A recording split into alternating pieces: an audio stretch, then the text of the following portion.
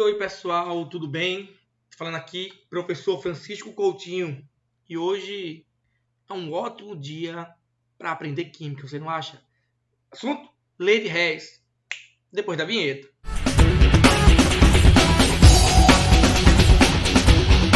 Nossa aulinha sobre termoquímica. Hoje eu quero falar especificamente e especialmente sobre a lei de Hess. Um dos assuntos que mais cai em provas de vestibulares, Enem, concursos públicos na área da peritagem, perito criminal, enfim. Na escola, espero poder te ajudar com esse vídeo, tá bom? Vem, tá? Vem cá. Lei de Hess, ou também conhecido como lei do somatório, lei da soma. Na realidade, na lei de Hess, nós vamos encontrar o ΔH, a entalpia de uma reação em especial. Mas para isso, vai ser me dado outras reações. Você deve se perguntar, professor, se o professor coloca no colégio, é um bocado de reação para mexer para lá e para cá. Isso. Calma. Eu vou te mostrar de forma genérica, na teoria, e em seguida eu vou resolver uma questão com você, da UFPE, Universidade Federal de Pernambuco. Lei de Hess. Tá bom? Vem comigo. Na realidade aqui nós temos que a lei de Hess é a variação da entalpia de uma reação, ele já afirma, é sempre a mesma, independente do número de etapas que ela venha a ocorrer. Independente se ela tiver 2, 3, 4, 5 etapas, a entalpia é a mesma. Tem 2 reações, 2 etapas, da mesma entalpia. 3, a mesma. Não entendi. Calma, tu vai ver o que eu estou falando. Genericamente, olha para aqui.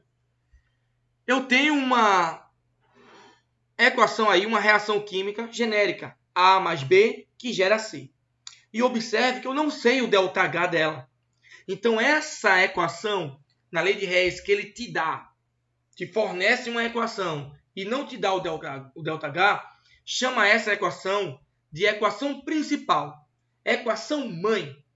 Porque é através dessa equação principal que você vai se guiar para poder manipular as outras reações que ele vai te dar. Estamos combinados? Então, pega essa daí como a principal. Beleza? Tá certo? Vem comigo. Aí ele vai te dando equações. Vamos supor, ele te dá essa equação aqui agora. Essa equação genérica.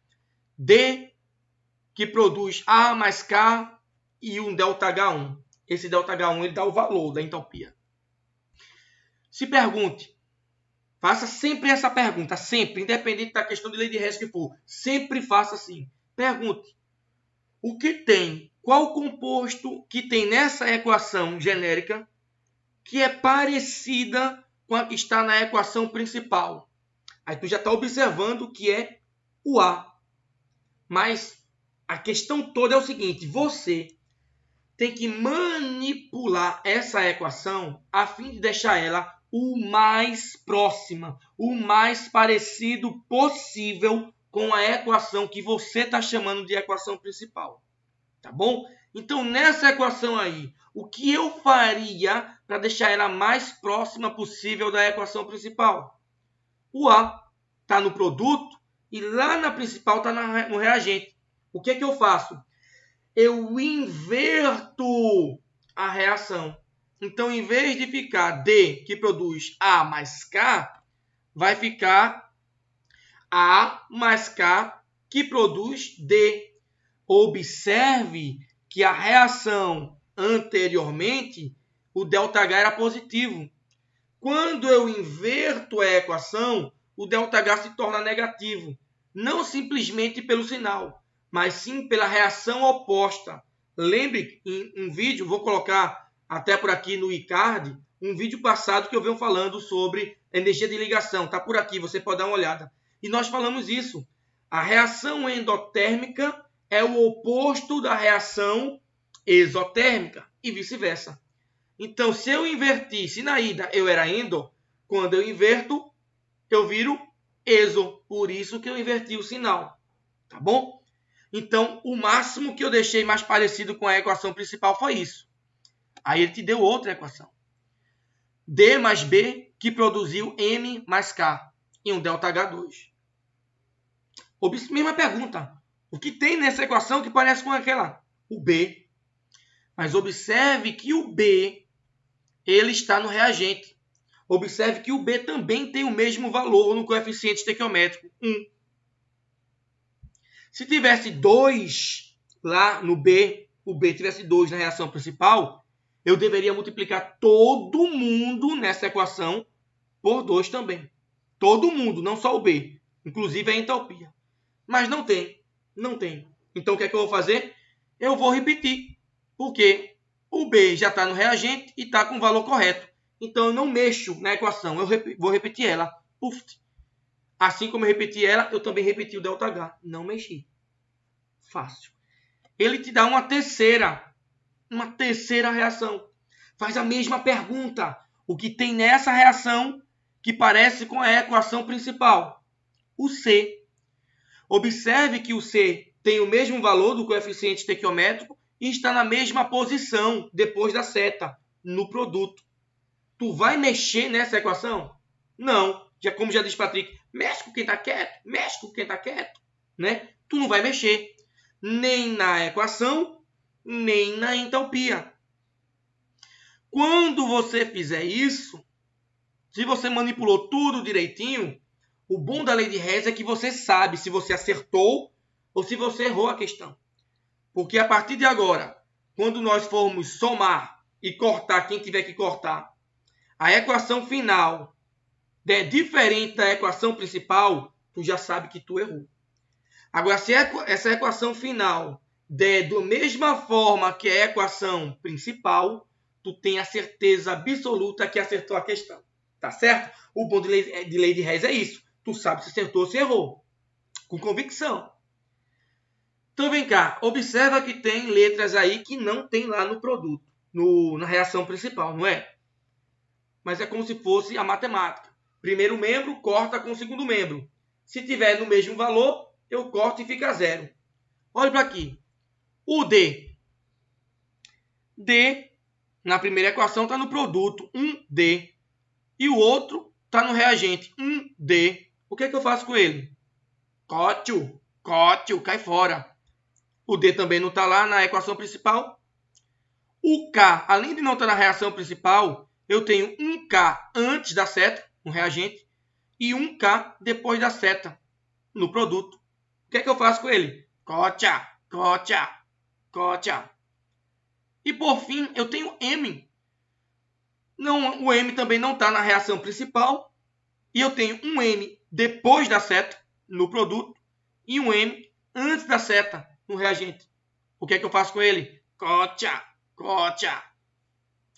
Observe que vai cair agora tudo muito bonitinho nas posições exatas, os que sobraram. E quem foi que sobrou? A no reagente mais B também no reagente. Você está vendo, estou apontando para cá, mas está aqui. Tá bom? E lá no produto C. Eita! A minha reação deu igualzinho à reação principal. Então eu tenho a convicção que eu acertei a questão. Eu errei a bronca, né? Que eu acertei a questão. Mas a questão quer descobrir quem é o ΔH da reação principal. E quem é o ΔH da reação principal? Basta você somar esses ΔHs que estão aí. Menos ΔH1, mais ΔH2, mais ΔH3. Então, o resultado desse somatório é o ΔH da reação. Entendeu a teoria? Vamos para a prática? Vamos fazer exercício. Aplicação no vestibular. Vê só. O FPE, questão caiu na Universidade Federal de Pernambuco, tá? O FPE, realizado pela Covest. Diz assim, ó. A partir das entalpias padrão das reações de oxidação de ferro dadas abaixo, a partir delas, então tu já sabe que elas não são a principal. Então essa primeira e essa segunda não são as equações principais. Aí ele continua dizendo, determine a quantidade de calor, em outras palavras, determine a entalpia liberada, ele já está dizendo que é liberada, então eu já sei que vai dar negativo, liberada a 298K e 1 atm na reação. Esse 298 é só dizer que está na temperatura ambiente, tá? Só que nossa temperatura ambiente é 25 graus Celsius. Só que ele está colocando a temperatura ambiente na unidade Kelvin, que é 298 Kelvin, tá bom? Beleza? Depois tem outro vídeo aí por aí para você seguir de termoquímica. No final você dá uma olhada. Eu falando sobre isso também. Aí ele coloca a reação ali, ó. Se eu quero saber o ΔH dessa última reação, é óbvio, é tão óbvio que eu não falei que era óbvio, porque é tão óbvio, que essa daí é a equação principal. Sendo ela a equação principal, é a partir dela que eu vou me guiar para mexer nas outras. Não é assim? Então tá aqui, visível para você a equação principal e as reações que eu vou mexer. O que é que eu vou fazer? Eu vou perguntar para a primeira equação. O que é que tu tem que tem na equação principal? Aí tu olha com cautela. O óxido de ferro, FeO. Só que na principal, o FeO está no reagente e além de estar no reagente, ele está multiplicado por 2. Então, o que é que tu faz? Tu inverte a reação, consequentemente, vai modificar o sinal da entalpia e depois você multiplica todo mundo por 2. Como é que vai ficar? Inverti e multipliquei todo mundo por 2. Para poder deixar assim, ó, 2FeO. Aí ficou tudo multiplicado por 2. Inclusive a entalpia. A entalpia eu inverti o sinal e multipliquei por 2. Ficou 128. Beleza. Guarda essa daí. Agora eu vou mexer na segunda. Vou tentar mexer, se der para mexer. Faz a pergunta. O que é que tem na segunda, nessa equação que parece com a equação principal? Aí tu olha. O Fe2O3, professor. Ele já está no produto e só tem 1 no coeficiente estequiométrico. Tu não tem nem como mexer. Poderia talvez mexer se tivesse outras equações. Mas aí tu não tem nem como mexer, porque só tem essa. Se tu mexer, vai ficar diferente. Então não mexe. Não mexe com quem está quieto. Tá bom? Não mexe. Então, o que é que eu vou fazer? Eu vou repetir essa equação. E também não vou mexer no ΔH. Tá certo? Se tu mexer, tu se lasca. Repetir e deixei lá. O que é que eu vou fazer agora? Eu vou analisar quem é quem. Quem está na equação principal e quem não está na equação principal. Beleza? Lembre-se, se o final der parecido com a equação principal, tu acertar essa questão. Se der algo diferente, volta e vê onde tu errasse. Vamos lá. Olha aqui. O que é que nós temos? Nós temos isso aqui, ó. 2FeO. Eu já desço ele, porque não tem como mexer ele com mais ninguém. Então, 2FeO que está no reagente, eu já desci ele. Agora vem o oxigênio, né? Mas observe que tem o oxigênio no produto e tem oxigênio no reagente. O que é que tu vai fazer? Vai subtrair. No reagente tem 1,5 de O2, que é 3 sobre 2, tá? A gente só colocou 1,5. Mas é 3 sobre 2. E tem 1 lá no produto. O que é que tu vai fazer? Vai cortar. 1,5 menos 1 vai ficar quem? O oxigênio, o oxigênio que tinha no produto morreu. Sobrou quem? Sobrou meio, 0,5. 1 sobre 2. Aonde? No reagente.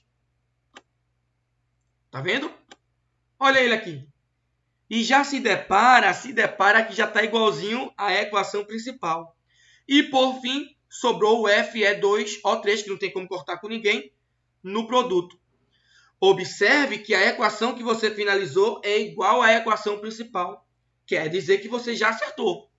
Mas para a gente deixar tudo finalizado bonitinho, sobrou dois ferros. Sobrou 2 ferros.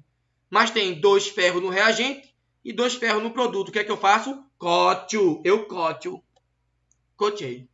Tá bom? Beleza? E agora, quem é o ΔH dessa reação? Soma, papai. Tu vai somar agora 128 mais menos 196. Que vai dar menos 68 kcal por mol. já era de se esperar que ia dar negativo, porque na questão ele já diz qual o ΔH, qual o calor liberado. Então eu já sei, daí eu já sabia que seria negativo. Então, uma reação do tipo exotérmica, porque o ΔH deu menor do que zero, tá bom? Então, pessoal, isso aí é lei de Hess, pessoal. É lei de Hess, tá bom? Cai muito nas provas. Então, se eu te ajudei, se você gostou da aula, se eu contribuir para alguma coisa, segue a gente, ó. Segue a gente aí embaixo aqui, ó. Tem um bonequinho. Esse bonequinho, se você botar o mouse em cima, já segue para você se inscrever. Então, você segue a gente, ativa as notificações para ficar por dentro de todo assunto que eu colocar, beleza? Fica ligado também aqui, ó, vou deixar no iCard aqui em cima a última aula de termoquímica falando sobre energia de ligação e aqui as outras aulas de química, tá bom? Então, no mais é isso. E eu finalizo dizendo o seguinte para você, aqui no Química Fera, preste atenção, porque hoje é um excelente dia para você aprender química. Tchau, tchau, pessoal!